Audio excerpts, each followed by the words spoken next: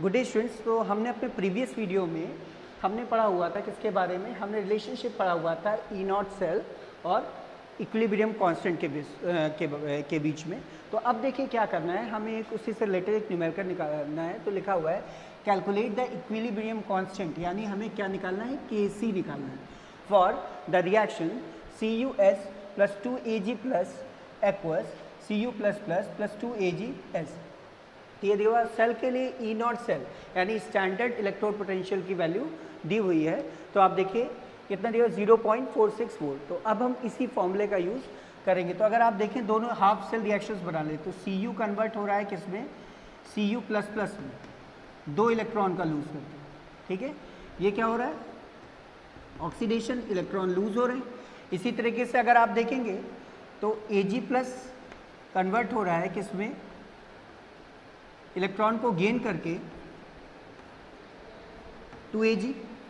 तो अब आप देखिए क्या हो रहा है कि पूरे सिस्टम में कितने इलेक्ट्रॉन्स का ट्रांसफर हो रहा है, n यानी 2। तो यहाँ पर हम n की वैल्यू क्या रखेंगे, 2। तो आप देखिए इसी फॉर्मूले से रखते हैं हम, from the above formula.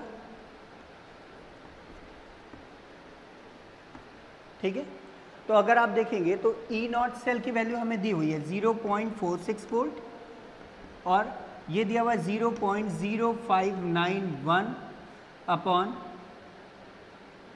n। n की वैल्यू क्या हो गई, 2 log Kc। हमें Kc की वैल्यू निकालनी है।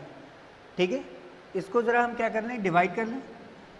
तो ये कितना आ जाएगा, 0.02955 ये आ जाएगा log Kc।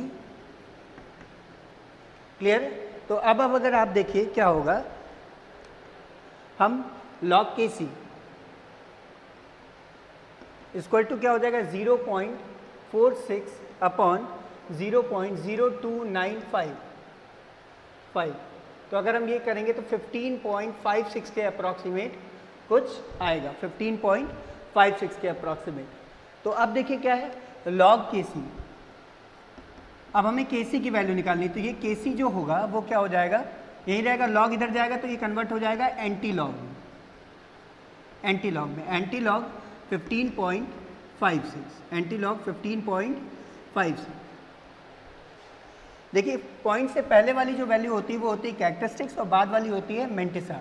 तो यहाँ पर डेसिमल से पहले जो नंबर्स होंगे, डेसिमल से पहले जो नंबर्स होंगे उनको हम पावर में कन्वर्ट कर देंगे। डेसिमल के पहले कितने हैं, 15, 10⁻15। अब एंटी लॉग टेबल में आप 56 का 00 आप देख लेंगे। तो 56 का अगर हम 00 देखेंगे तो ये आ जाएगा 3631। और हमेशा ध्यान रखिए कि जब एंटी लॉग वैल्यू निकालेंगे तो डेसिमल के पहले बस एक ही डिजिट होना चाहिए, तो 3.631 हो जाएगा। क्लियर है। तो आपको देखिए हमने बताया एंटी लॉग जब आप निकालेंगे तो डेसिमल के पहले जो वैल्यू है, डेसिमल के पहले जो वैल्यू है वो 10⁻⁴ में कन्वर्ट हो जाएगी। अगर यहाँ 15 है तो 10⁻15 हो जाएगा, 16 होता है तो 10⁻16 हो जाएगा। और इसके अलावा अब हम क्या करेंगे, एंटी लॉग टेबल में 0.56 का 0 देखेंगे। तो 0.56 का अगर आप 0 देखेंगे तो 0.3631 आएगा। और जब वैल्यू निकालते हैं तो डेसिमल के पहले केवल एक डिजिट होना चाहिए। तो इस तरीके से ये न्यूमेरिकल आपका हो गया। इससे रिलेटेड अदर न्यूमेरिकल को जो है आप अपनी कोशिश करेंगे कॉपी में करने की, और जो नहीं आएगा वो हमसे पूछ सकते हैं व्हाट्सएप पर भी और यूट्यूब में कमेंट डाल सकते हैं। Thank you class. Good day students. तो देखिए कल आपने जो पढ़ा था स्टैंडर्ड्स गिव फ्री एनर्जी और ई नॉट सेल में रिलेशनशिप पढ़ा था, और अब उसी से बेस्ड न्यूमेरिकल को हम डील करेंगे। तो देखिए क्या है, पहला क्वेश्चन आपको दिया है, क्वेश्चन नंबर 3.6 एनसीईआरटी का है। इन बटन सेल्स, बटन सेल वो छोटे सेल कितने होंगे जो क्या कहते हैं कैलकुलेटरों में, वॉचेस में लगते हैं, बटन के जैसे होते हैं, that's why they are called button cells. अब सिलेबस में नहीं है फिलहाल वो। तो in button cells widely used in watches and other devices the following reaction occur. तो बटन सेल में ये रिएक्शन हो रही है कि जिंक जो है वो क्या हो रहा है, कन्वर्ट हो रहा है Zn+2 में, यानी ऑक्सीडेशन कर रहा है, और सिल्वर जो है वो कन्वर्ट हो रहा है, सिल्वर ऑक्साइड कन्वर्ट हो रहा है सिल्वर में। तो यहाँ पर क्या हो रहा है, रिडक्शन हो रहा है। तो अब कह रहा है कि इस पूरी इक्वेशन के लिए आपको डेल्टा जी नॉट की वैल्यू निकालनी है, यानी standard change in Gibbs free energy को निकालना है स्टैंडर्ड कंडीशन में, और ई नॉट सेल निकालना है आपको, standard electrode potential of cell निकालना है।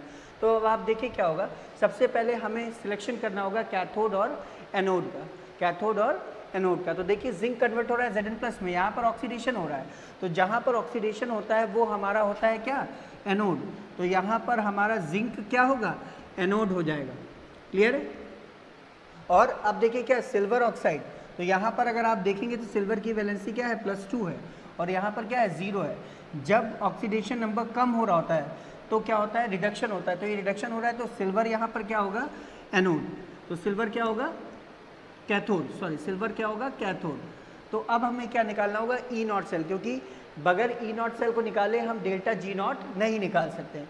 तो ये क्या हो जाएगा, ई कैथोड माइनस ई एनोड। अब इन दोनों की वैल्यू हमें इलेक्ट्रोकेमिकल सेल से सीरीज से देखनी होगी, और अगर आपको इलेक्ट्रोकेमिकल सीरीज की वैल्यूज नहीं आते तो मोस्ट ऑफ द केसेस में क्वेश्चन में गिवन रहती है। तो सिल्वर के लिए वैल्यू ये, सॉरी सिल्वर के लिए वैल्यू होती है 0.34 और जिंक के लिए वैल्यू होती है -0.76। अगर आप इन दोनों को ऐड करेंगे 6 और 4 0 10 हो जाएगा, 1 कैरी ओवर, 7 3 10 और 1, तो ये कितना आ जाएगा, वोल्ट। क्लियर है। तो अब देखिए क्या हो गया, यहाँ पर आ गया 1.10 वोल्ट। अब देखिए, अब हमें डेल्टा जी नॉट निकालना है। तो अगर रिएक्शन के अगर आप देखें तो कितने इलेक्ट्रॉन रिएक्शन में पार्टिसिपेट करें, 2 इलेक्ट्रॉन, मतलब अगर एक जनरल रिएक्शन में देखें तो एन की वैल्यू क्या हो जाएगी, 2, तो यहाँ पर एन की वैल्यू हो गई 2 और 96500, ठीक है। ये होता है क्या, फैराडेज कांस्टेंट की वैल्यू 96500 कूलम, और ई नॉट सेल क्या है, 1.1। क्लियर है। तो अगर आप क्या करेंगे, इसको मल्टीप्लाई कर लें तो 11 0 0, 11 0 0, 11 5 55, 5 कैरी ओवर, 11 6 66 और 5 हो जाएगा 71, 1 7 कैरी ओवर, 11 9 99, 99 और 7 106। अब पॉइंट के बाद एक 0 लगा देंगे। क्लियर है। और 2 से मल्टीप्लाई कर दिए तो कितना हो जाएगा, 0 2 5 10 का 0, 1 कैरी ओवर, 2 1 2 और 1 3, 2 6 12 और 2 1 2। क्लियर है। जूल। तो डेल्टा जी नॉट की वैल्यू क्या आ जाएगी, इतने जूल आ जाएगी। अगर आप इसको ऐसे करना चाहें तो 2.12 और कितने बाद 1 2 3 4 5, 2.12 इंटू 10⁵ जूल भी कह सकते हैं। आप याद करिए कि हमने इसकी वैल्यू जूल में क्यों लिखी, कि डेल्टा जी नॉट जब हम निकालते हैं तो मैक्सिमम वर्क सर को करना होता है, इलेक्ट्रोड पोटेंशियल के थ्रू मैक्सिमम वर्क होता है। अगर ये मैक्सिमम वर्क के इक्वल है तो यानी इसकी वर्क की वैल्यू क्या होती है, सॉरी वर्क की यूनिट होती है joule.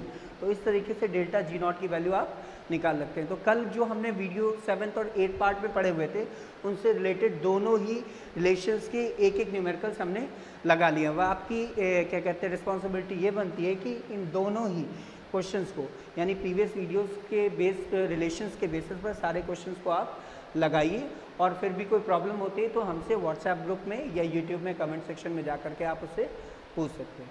Okay, thank you students.